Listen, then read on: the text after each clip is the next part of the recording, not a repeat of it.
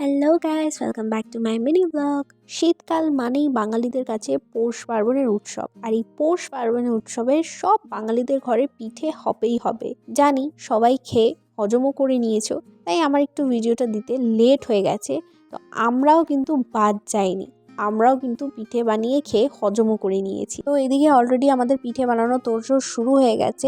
রান্নাঘর ছেড়ে ঘরের মধ্যেই বাবা সব অ্যারেঞ্জমেন্ট করে দিয়েছে, যাতে মা সিরিয়াল দেখতে দেখতে মনের আনন্দে যাতে পিঠেটা বানাতে পারে। তো এদিকে মা পাটিসাপটা বানাচ্ছিল, আর ওদিকে আমি আর বাবা মাকে একটু হেল্প করে দিচ্ছিলাম, কেন কি এত সব পিঠে একার দ্বারায় একদমই পসিবল হয় না। তো তার ফাঁকে আমাকে একটু পাটিসাপটা টেস্ট করতে দিয়েছিল, তো আমি একটু বাবার সাথে শেয়ার করে খেয়েছি। আর পাটিসাপটা খেতে ভীষণই ভালো হয়েছিল, একদম কোনো কথাই হবে না। তো আমি বেসিক্যালি এই নারকেলের পুর দিয়েই পিঠে খাওয়াটা বেশি প্রেফার করি। অনেকে দেখি সন্দেশ আর ক্ষীর দেয়, বাট আমি এই নারকেলের পুর দিয়ে বেশি খেতে ভালোবাসি। পিঠের টেস্টটাই জাস্ট আলাদা হয়ে যায়, খুব ভালো লাগে খেতে। তো বেশিরভাগ আমি বসে বসে পুলি বানিয়েছি, আর লাস্টের বাকি 2-4টে মা বানিয়েছে। তো দেখো মায়ের পিঠের ডিজাইনটা আর আমার পিঠের ডিজাইন মানে আকাশ পাতালের তফাৎ।